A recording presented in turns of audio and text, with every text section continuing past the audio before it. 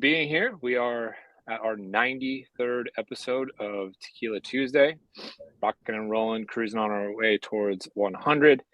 Today, we're going to be talking to Olivier Roth, who is the founder of a company called THESWARM. And we're talking about network-powered sales, which is his own spin on a lot of what we've been talking about thematically here of like network-led growth, near-bound, go-to-network as opposed to go-to-market, and this kind of evolution, if you will, of sales and how we open opportunities up. So he's going to talk to us a little bit. He's got some slides to show us. I'm going to open it up for questions for everybody. I've had a couple messages come through in the last few days from people in the community who are actively doing this and starting to see results, which is amazing. Super stoked about that. At the very end, I'm going to let Connor talk for a second because we're starting our GTM United member spotlight series. There he is. And he's going to be interviewing some of you or asking to interview some of you to talk a little bit about your experience with GTM United and the community and all that stuff. But I'm going to turn it over to Olivier now from THESWARM, and he's going to talk to us about network-powered sales. What's going on, dude? Awesome. Thanks, Scott. Thanks for the intro. Yeah. Glad to be here.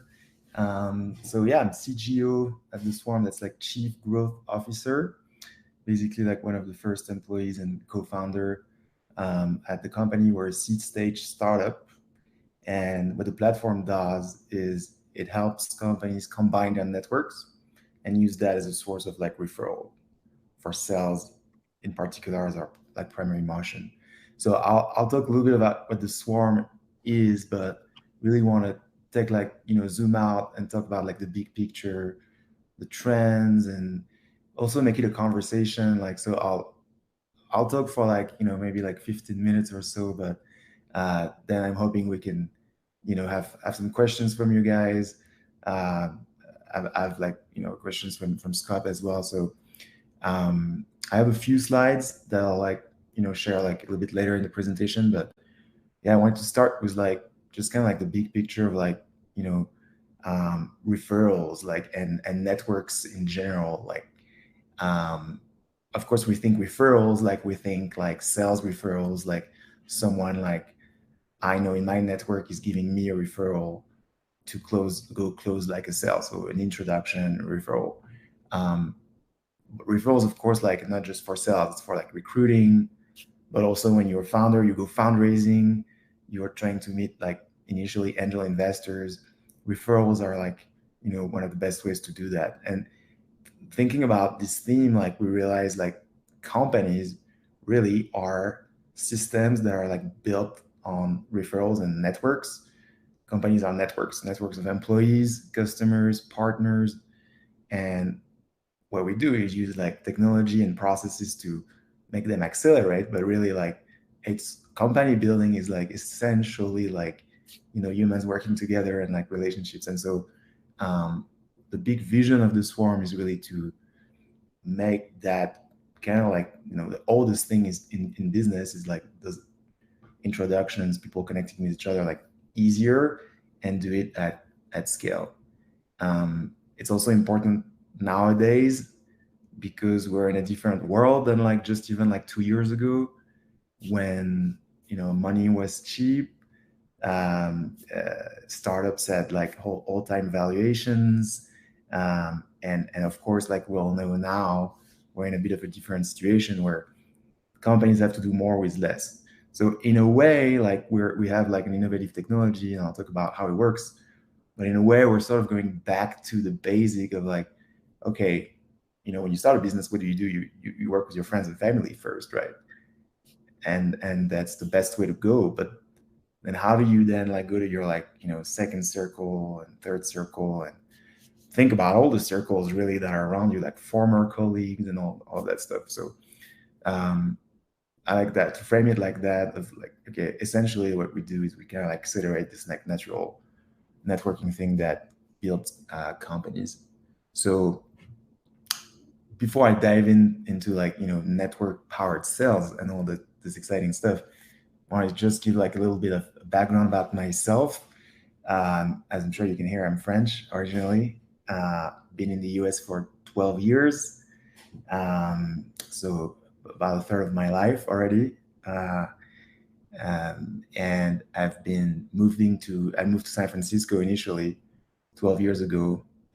My background is in marketing, worked at large communication agencies in Paris, like Havas, on some big brands like Disneyland Paris, and Galeries Lafayette, some of like, Europe and French, like large, like B2C brands.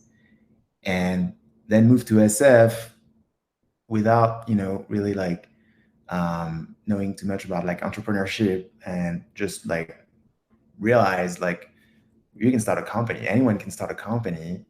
I had friends who were like freelance photographers. I had friends who were like developers, and I just like looked around and be like, wow, this is pretty cool. I could do this myself. So I had a job as a marketing manager for a software company, but then I decided to launch my own agency.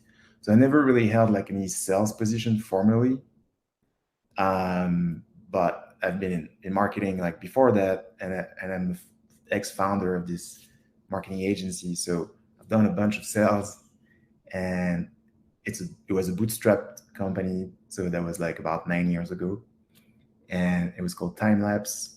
And I started myself. I was the product, essentially, just like going out there as a consultant, like fractional marketing director was kind of like my initial positioning. And really from that, I like learned like how to sell myself, and hired a designer for a couple of years. It was just me and a designer. So I was doing like business. He was like working on like designs for different like branding and marketing projects. And really started with like this like 3-figure projects, maybe even like 2-figure projects, like the first like 1 or 2 on Upwork and things like that, like little SEO audit, and just really like started from the ground up. But my first customer was a referral, second customer was a referral, third one as well. I think like up to 10 customers, they were like essentially all referrals. And so I learned really quickly that that's just like the best way to, go about business, and how to make them scale. And so taking like really small commitments, saying yes to everything initially, like as an agency owner, like hungry, literally agency owner, taking all the projects that would come my way, but then like turning like one-time project into like a monthly retainer, and then starting to package our offer where, yeah, we can do like a landing page, cool, but we can do your website next to this bigger project, but then we can manage your marketing projects, like your content marketing, maybe your growth funnels, and then turn that into like a repeatable model. So I learned like quickly the value of like packaging an offer, making it recurring, and selling once and then getting this like recurring revenue. And so I hired a third employees, fourth employees, got an office in SF in the Mission, and it's like that sweet spot of like five of us, like kind of like family style, almost like business. And I decided to try to go a little bit like further than that. So, pushed like for a few years, worked with Stanford. I launched like Stanford Research Park on social media. They didn't have any social media presence. So I did that, worked with like larger firms, started to work with investors where then we could get startups in their portfolio company to work with us. Started to take a little bit of like weight. 7 years of that, and then the 7-year cycle, I guess the cosmic cycle, or if we believe in that, right? Like, I just got to a point where I had like a dozen employees, 7-figure, yearly business, and just decided to,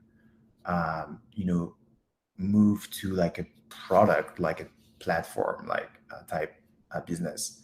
And at the same time, the CEO of THESWARM, uh, David Connors, like was a client of mine, and the stars like aligned, like in that I decided to, slow down the agency business and then like ramp up this like activity, and now full time like um, full-time working for the Swarm. So a lot of learnings from like this, and then just like massive like network. As a marketing manager, I didn't really have like a strong network in SF besides like my immediate circle of colleagues and then friends, of course. But then starting a company, I just like talked to like lawyers, accountants, other like founders, tech people, like just the whole gamut. So really kind of build my network across the 7 years, and learn a bunch like by doing.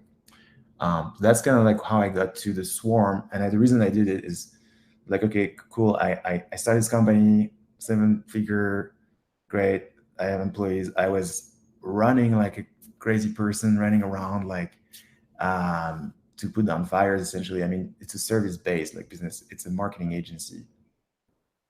We had some differentiating points, but we were essentially like, a sort of a commodity, and like a lot of clients was like, the bigger the clients, like the more needs and so on.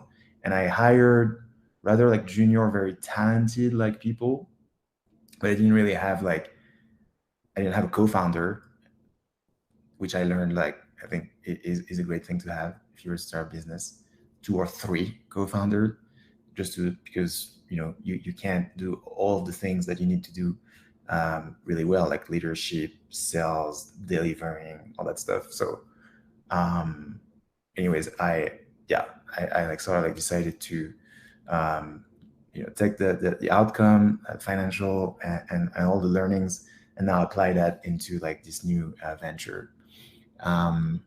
So that brings me to like the Swarm, which I hope we can scale bigger. That's the goal, is to do something that I can scale like much bigger than that. So the Swarm origin story is, my CEO, as I mentioned, David, was working for Sequoia and working for portfolio companies. Sequoia Capital is the #1 VC in the world, right? Largest VC in the world. And they, of course, are extremely network minded, like any VC is network minded. And their portfolio companies are, you get invested by Sequoia. It's a bit of a privileged club where you get like access, and it's a stamp of approval to some other investors and to some like people to join the company. So they were one of the first like VC firms to develop a talent team and offer tools for the founders to connect with each other. And so David was in charge of that, creating tools for founders in the portfolio companies to network and get like introductions to each other, for recruiting, also for sales and for other like activities. And so like took those concepts that he tested in the Sequoia environment, and then like turned that into a company. So that's the origin of the Swarm. And so we initially started in recruiting. So we started as like a referral platform for recruiting, for companies to tap into the networks of their employees, advisors, and investors for recruiting.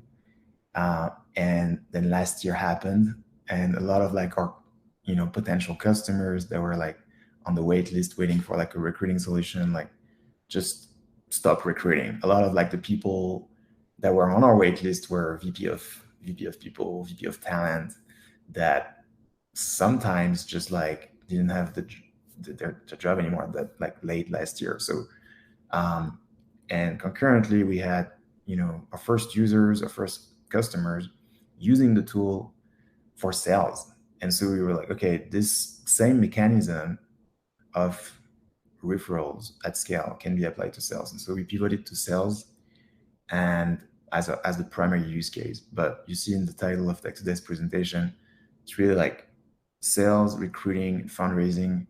What the Swarm provides is a tool to combine your networks, and you can then tap into that for different like use cases. I got a question for you real quick. Why do you think that it was easier for people to conceptualize this model and process under like a recruiting lens compared to a sales lens? I mean, I just heard you sort of say like we started off in the recruiting area, and now we've moved to this other kind of thing. And I think that that's like pretty common actually. I think people really understand referrals for recruiting, but not so much for like deals, Yeah, sales. Why do you yeah. think that? I think like a referral for recruiting is somehow like easier and almost like more natural because you're giving someone you know an opportunity to work for a company to advance their career. And so it's sort of a natural thing that people want to do. And um, I think it's something that like um, maybe happened like more organically initially, and companies have been like doubling down on that with like referral bonuses and things like that. Like HR departments have just been really like proactive into, I think there was a war for talent too, and the pressure, right, for like talent has been like so big that companies have been like piling up like bonuses and things like that, so that there is an established like system within companies for like referrals. What we realize is it's like the incentive of money and bonuses and stuff isn't like isn't like necessarily like the strongest. um it's more about like advancing like a friend's like career, really is what it is like. And then on the other side, like the sales use case is very natural for people to like give each other advice for like sales, but it is just less, I think, natural to have a commission based like system at scale. And that's what we're trying to change, essentially. But I'm curious, like what you think, Scott, on your side, like the comparison between recruiting and sales. I'm actually Go wondering, ahead, go ahead, Griffin. Go I ahead. was actually just wondering, thinking from obviously a referral for someone, I've been kind of in the mix of, especially when talking to people, I was like, why did you get yourself into this opportunity? What really stood out to you about this? And it's usually more times than not hearing that a certain leader that they used to have from their old company made their way over to a new place, and they kind of tagged along and wanted to just kind of keep doing the same thing, just a different sort of vocabulary and things to learn. I feel like with sales, sometimes if I even try to do a referral, you really have to set that first meeting up with the referral really well, as to understanding, okay, this person, the person that you sold, that you did a deal with beforehand, right? What did you help out? How did you help them out the most, or what was most impactful for them? Mhm. And can that translate to that same person that they're recommending? At least I think it just seems like there's another layer that you have to kind of deepen a little bit more than just say, hey, I think I have a general idea of maybe someone who could potentially fit this role just based on their experience and what you're looking for. Whereas working first from a sales perspective, you're really getting into like the use case itself. How did this help you most out? And then can this translate well to that referrals business as well? Yeah, that's 100% right. There's also a big difference in that recruiting, you're hiring for one role. So at the end of the day, you're going to need one person to fit one role. And so you may have like 100 candidates. You're gonna, in most cases, like hire one person. So it's sort of like okay to have like more volume, and the conversion rate of recruiting, if you think of it in terms of conversion rate, is actually really terrible. You have like hundreds of candidates for like one role, one person gets hired at a time, which is another problem for recruiting itself. Sales is different. We're thinking about like conversion rate overall. I have 100 conversations, man, I want to have 100 sales, right? But like maybe I'll have like 20 out of 100. That's like 20% conversion rates, like, right? And so that's like fundamentally like different in that sense. And so every single referral for sales needs to be well taken care of, like you said. Needs to be, you need to lean in and really understand, like, what made it possible for the referral to happen. What's the problem that the other person on the other side is like trying to solve? Is there a match, and so on. So it's different, but the mechanism is like somewhat similar from like a platform standpoint, which allowed us to kind of like quickly like pivot. So let me jump into like a couple of slides just to again like position like just the swarm and what it does. Like, so let me share my screen, entire screen. Here we go. Let me know if you guys can see this. cool. So we call it a single source of truth for your professional relationships. And one of the starting points was that we realized, a tool like LinkedIn, which I love and I use a lot. I use it more so to follow thought leaders and experts and learn. And I think it's really optimized for that. The platform, the user experience of the feed and creating and consuming content is really what they're going after. And they have like, what really LinkedIn wants is for you to go back multiple times a day in the solution, right? And on the platform and consume content and also consume ads at the same time. So it's really optimized for initially. Of course, it's like the number one place where everybody manages their personal network and professional network. And so it's sort of like the natural go-to for sales to try to get introductions and sales referrals. And it's a fantastic tool at like, you can pull up anyone's name, type it, you can get a profile, a detailed profile of their experience, which is amazing. One of the issues we realize is that this thing that's like sort of like the number one solution for people to try to get like introductions and get, tap into their network is that connections on LinkedIn are actually now pretty weak signal. Like you can have like thousands of connections. Everybody also treats it differently. Some people are very careful to only connect with people that they know well. But I think the majority of people, it's a little more open, and which is great to be able to like, add new people and make connections in terms of sales. But it also means the signal, the noise has become like, bigger in terms of like quality of signal. And then social networks like LinkedIn, they're one thing, of course, but there are also other things that make up a network. Like I touched on it a little bit in the intro. Like there are like, friends and family and former colleagues. Former colleagues are like a fantastic source of referrals because they likely know and trust you. They may work for a new company now, and you can just like essentially like call them and maybe ask for an intro to the right person at the new company they work at. And you may not, I would be curious, like if you guys are connected with former colleagues, but we found that most people are not necessarily connected with like former colleagues. So LinkedIn is an incomplete picture and has some, in terms of like looking for intros, some limitations. So we set out to build this, and visually it's represented as, you invite your team members, your investors, your advisors, your partners in your swarm. That's like a private environment where then you can access their connections. So this on the right are the connections of the people you invite in your swarm. And then you can see like how strong a connection is. So you can identify a sales lead, and now you can know like, okay, this person is strongly connected with my VP of marketing or whoever is the team member that added that.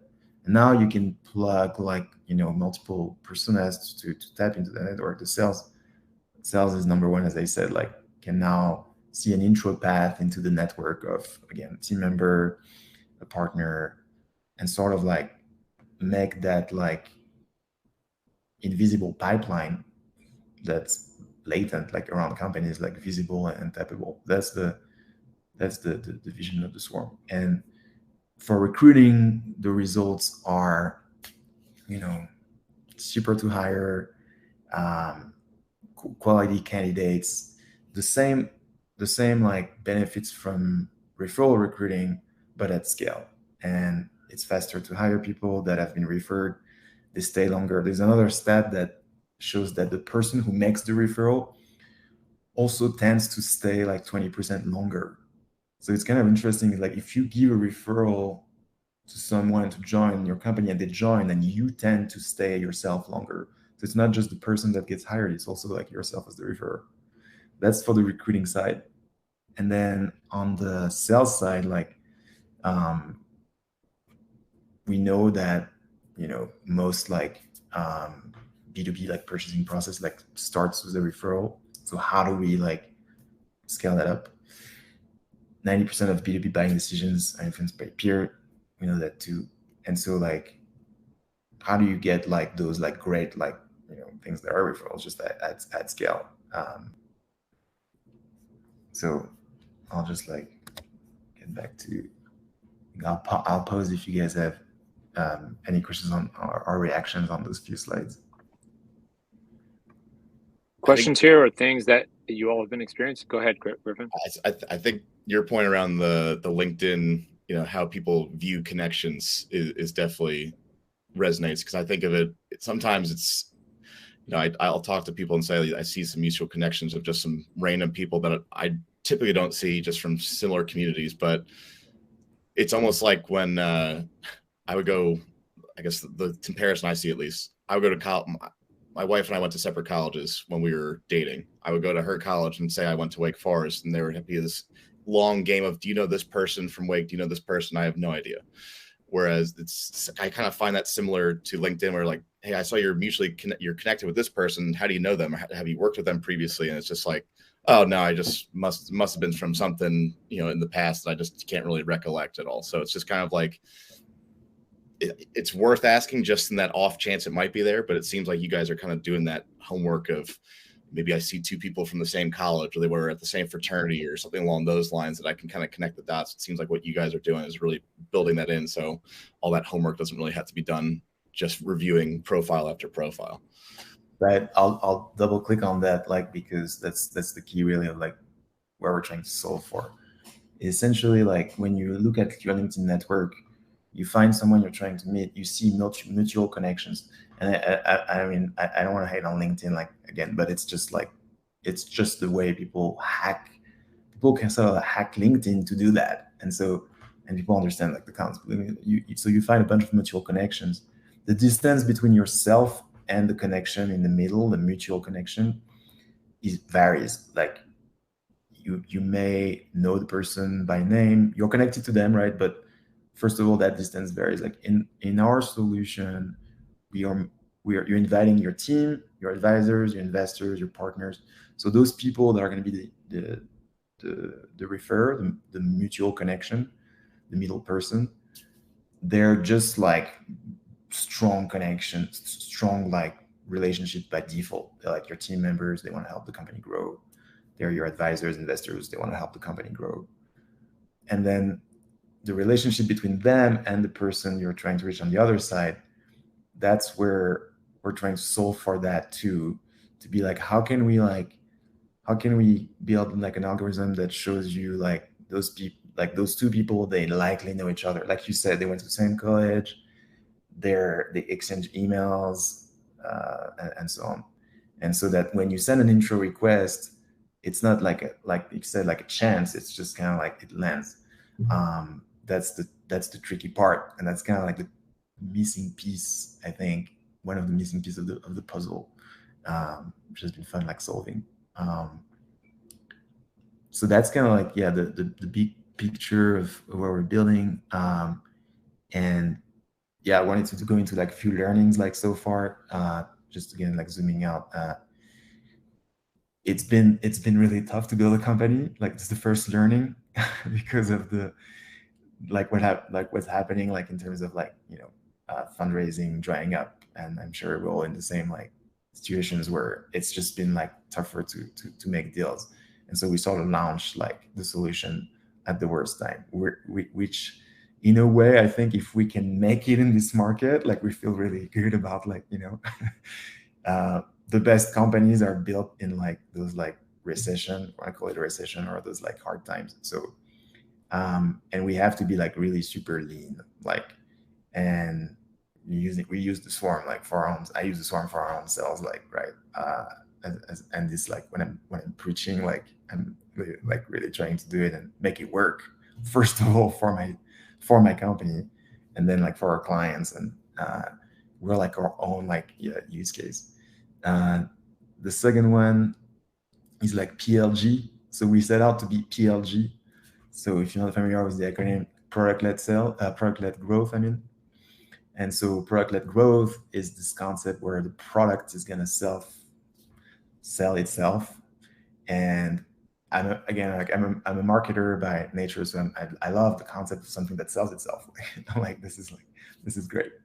I'm not a salesperson really. Like I had to become sort of like, sell in my founder experience and so on. But PLG sounds amazing. The reality is like nothing I don't think is fully PLG. And while we're building towards something that you can sign up, it's free to sign up, you get 5 members, extra. The reality is like nothing's really PLG. And I learned really like the first, especially in this environment, the first like sales are really partnerships. And I'm starting to realize maybe like that all sales like should be partnerships, I guess.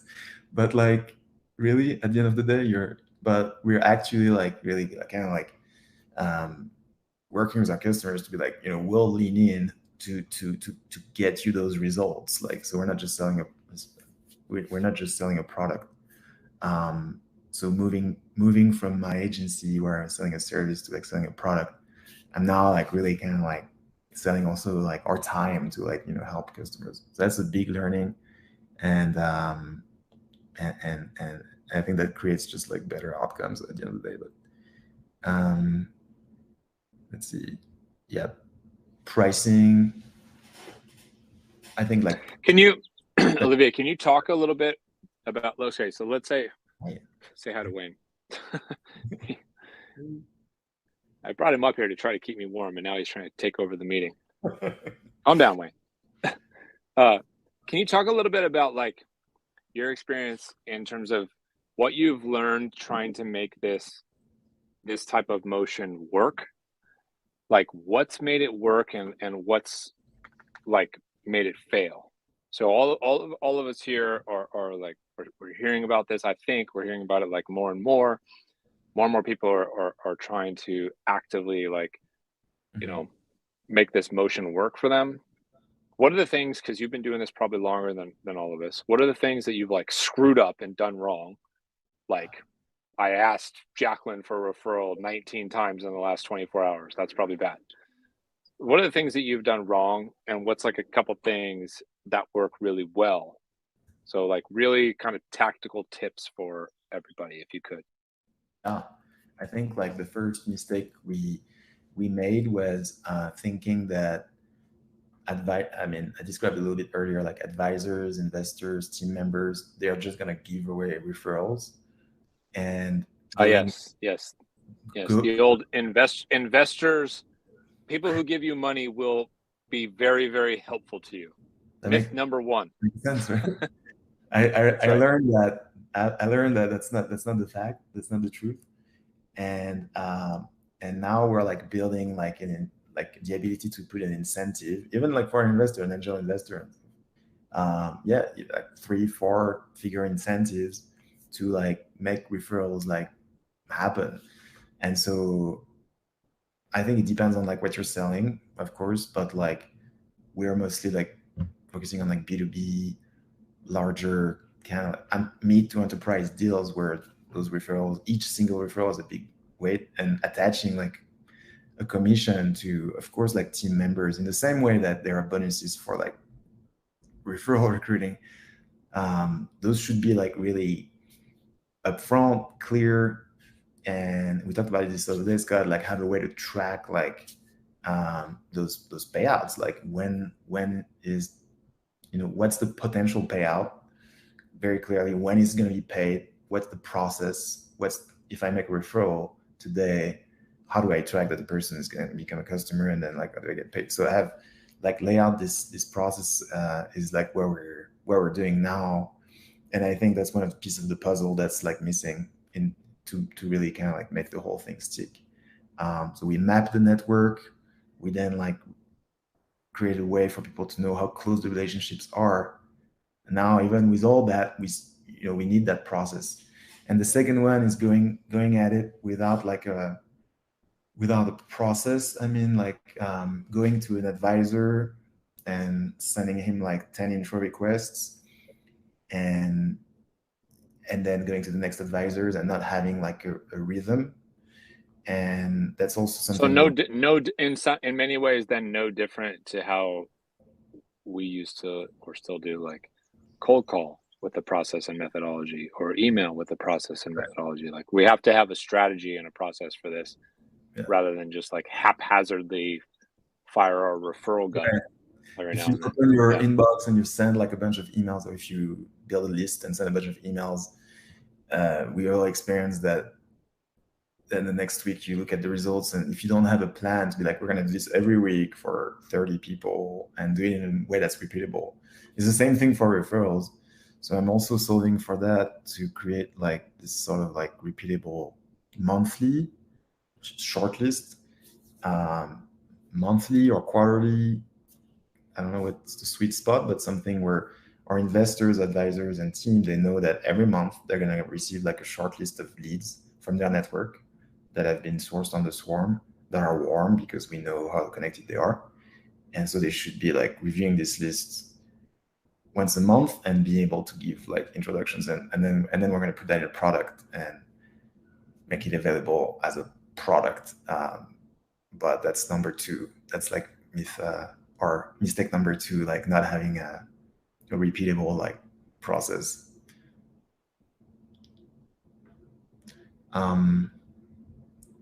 I just wanted to touch on like sort of like the elephant in the room is AI.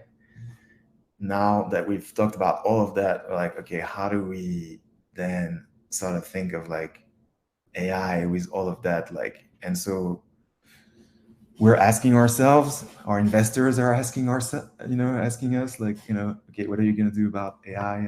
And a lot of like the investment, the air in the room is just like being like sucked by like AI, everything. So we're just really trying to be super intentional about it, because we're dealing with like relationships, networks, and so that's like high touch and not like necessarily like high tech. But there are ways we think we can like inject AI into this, where you can like then automatically generate the list of leads every month, or you can maybe automatically generate like a message that's personalized. But yeah, exploring that. I think there's tons of AI tools that are coming. Yeah, like go ahead, Scott. Yeah. So I've had this exact conversation with a couple of VCs, and my response has been, when everything is done by a robot, when everything is AI, there's no way for the AI messages to stand alone, just to stand out. And when everything is done by AI, the way to stand out is to actually walk up to somebody and kind of shake their hand. Mm-hmm. So the answer to me is, we start at, the 1900s, early 1900s, and there's this traveling salesman kind of person who goes door to door and sells whatever the heck people were selling back then, vacuum cleaners and all sorts of shit, Cutco knife, all this, like way back. And we start to get these technologies and we, fly places, and now we can meet more people. And that's like, wow, we can sell to way more people. And then we have the telephone, and that makes it easier. And then we have email, that makes it easier. Then we have social, that makes it easier. Then we have these tools that lets us call 7,000 people in a day. Then we have these tools that lets us email 5,000 people in a day. And then we have this AI that lets us not even spend time actually writing a message whatsoever. So what's the way to stand out moving forward? It's to actually not be a fucking robot, and to go all the way back towards like the beginning. And for better or for worse, like that type of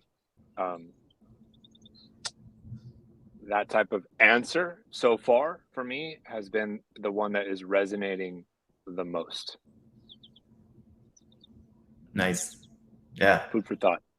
Love it. I mean, I think it's like the black swan, right? Just like, everybody's just running in this one direction. Well, there's like a mountain of value running in the opposite direction for the few people that are going to like that are just thoughtful about it. And I think we're like just at that stage of the AI hype, where there's this massive hype that now is like we're almost on the other side of that, seeing like, hey, what are we what is it actually like changing? Or people still have all their jobs? Okay, cool.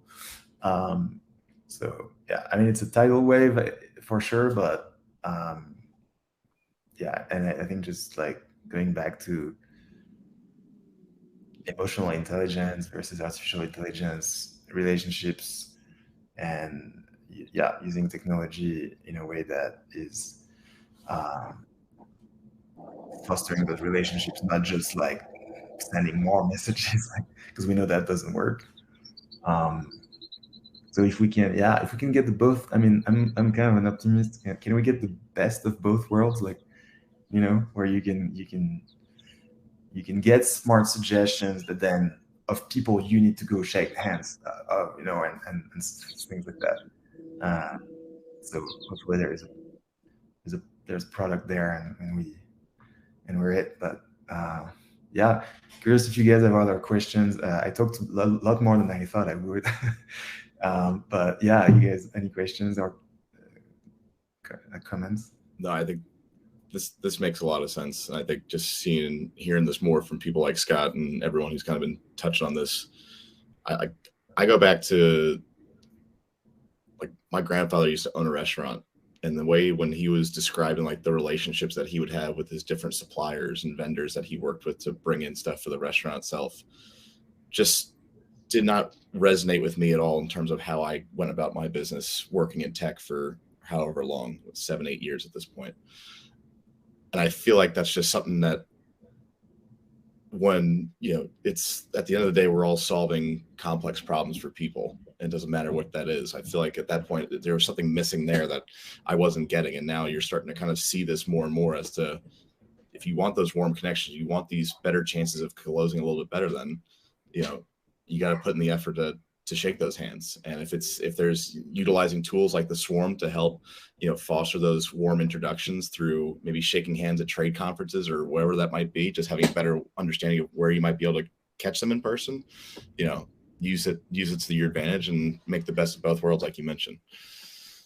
But it's definitely what I'm trying to really dive into further, just based on the fact that, it's hard to kind of recollect some of the other deals that I used to do in the past when there's not really that full-on relationship that you can kind of work through, or the memorable sort of conversations you had in between to get from point A to point B. Yeah, I think at the end of the day, like what's the most scalable is like humanity. Humanity scales really, really well. So keeping that in mind when we apply those solutions is key, and when we build them, like because it's pretty easy to go fast and run for like what's like shiny, like right. Messaging at scale is one of them, but yeah, there are other crazy things that AI can do now. Cool. Thanks, Griffin. Yeah. Other questions from the group?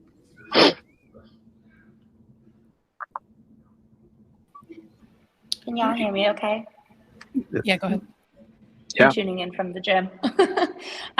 So yeah, I think this is a really, really interesting concept. I guess the thing that would come to mind is obviously it's dependent upon members joining and other connections joining to really build. So I'm just kind of curious maybe what some of y'all's strategy is to get more people onto the platform.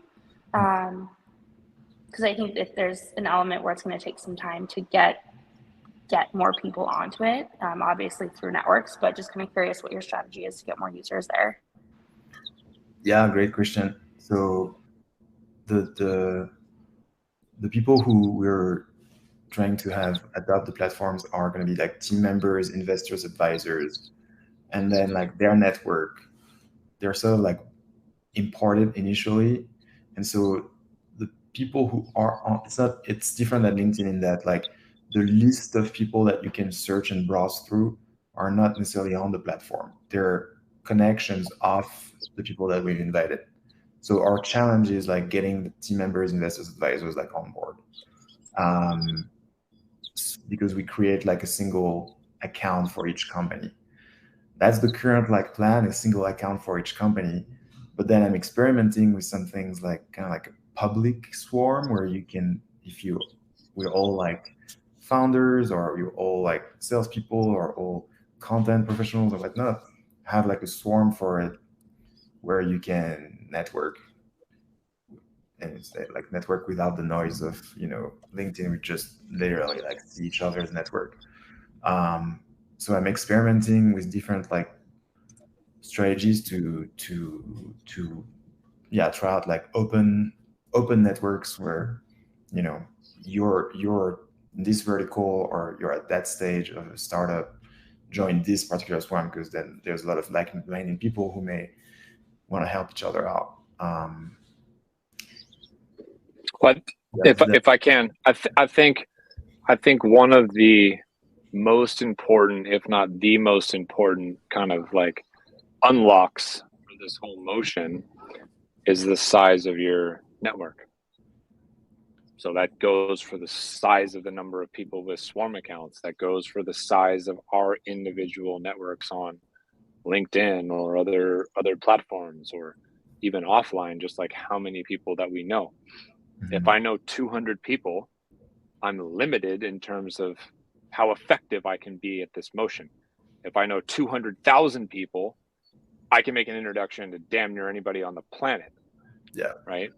So it just speaks to the overall value in the size of your network and the value you provide to your network, because the more value you provide to your network, the more trusted you are. And so our job as individuals, in my opinion, is how can we grow the size of our network and grow the sphere of our influence so more people know us and trust us and want to be a part of that. And in the same way that the goal for Olivier probably is like, I need more people to like join the swarm and start to grow the size of their network on my platform, or, ultimately like this won't work. And so the more people who start to wake up and like realize this is the direction that we're going, a lot of us already kind of understand like growing our network. Some of us do it real aggressively. Some of us do it kind of passively. And if we're being honest, some of us barely do it at all. And even outside of this group, there's a whole other world out there where people do fuck all. They do absolutely nothing. And like opening those kind of folks' eyes on each step is part of the unlock to make this motion work. And the people who are early adopters of it, like most things, you're going to have a massive first mover advantage, right? Mm-hmm. But this whole motion dies if you have a small network. If Olivier can't get people to join the swarm, his company, dies, whether he has the right idea or not. Mm-hmm. So that's the key. And if I join the swarm and I start to have success and I start to tell all of you, hey, the swarm is working like gangbusters for me, I'm closing deals all over the place, you're more likely to join the swarm in theory. Because why? Because you're a part of my network, and in theory, I've provided enough value that you trust me, and therefore you get in line and you follow what I'm saying. And all of us have the capability to be kind of thought leaders in that regard, right? And kind of people who shape the way the market, shape what direction the market goes. Amen. Yeah. Yeah, no, for sure. I mean, I think this is super connectors. Like, we're trying to target. You talked about people with large networks. Everybody like should work towards that. There are some people who happen to be already like super connectors, and so trying to focus on them. Like there was this. I had this conversation with like a guy in France from a university who was like researching those effects.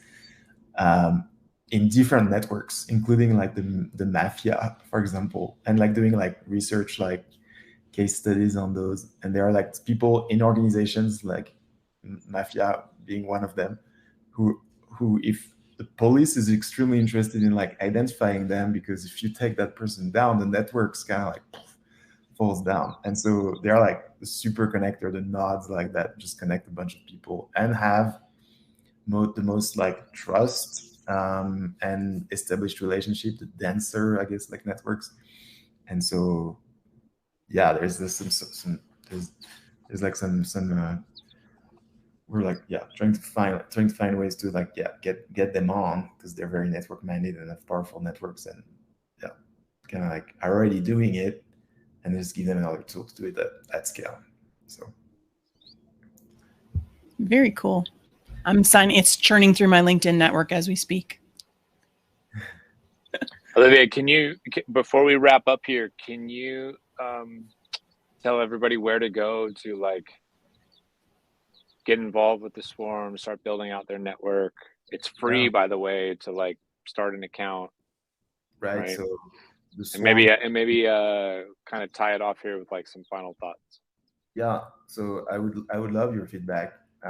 Is my kind of like, I guess my final, thought, and ask, like, at this stage, like, we're offering it for free with 5 seats. So you can invite 4, you can create a team and then invite 4 colleagues or investors, advisors, or partners, or people who you trust, or and so on.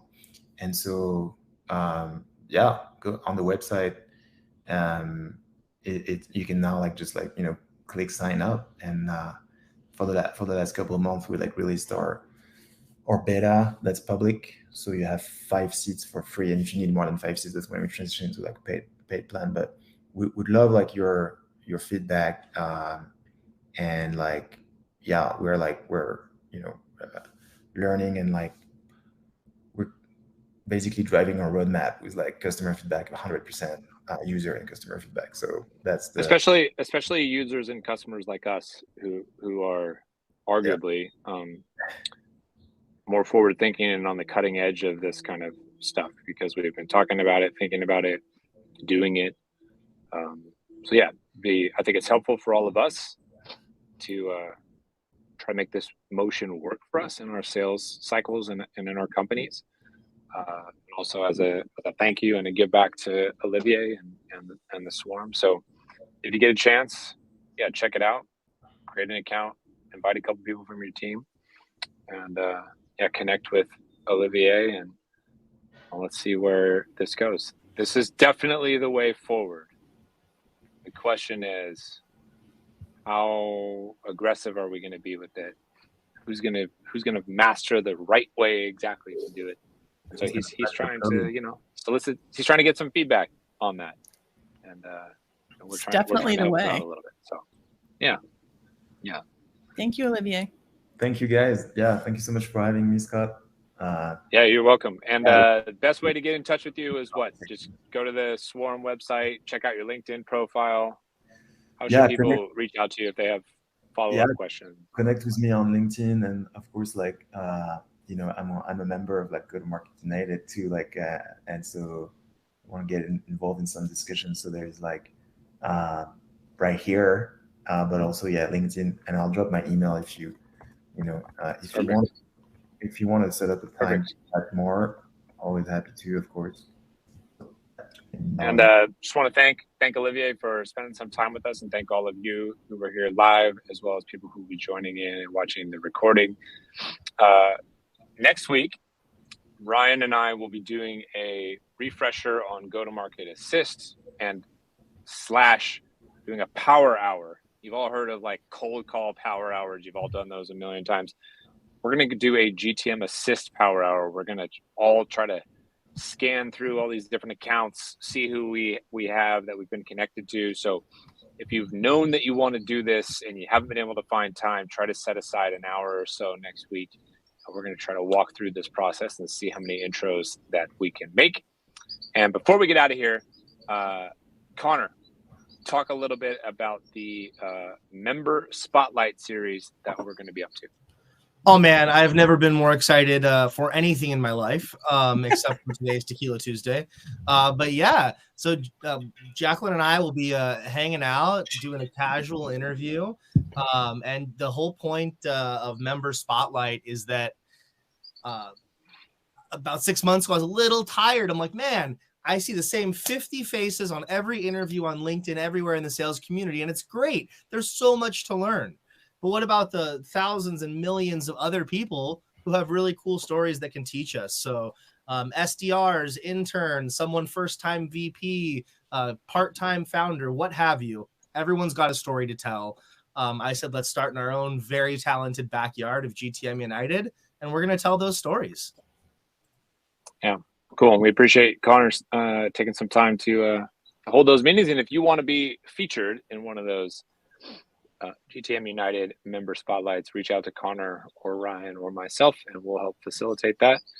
Until next time, we'll see you all on Tequila Tuesday. Thanks, everybody.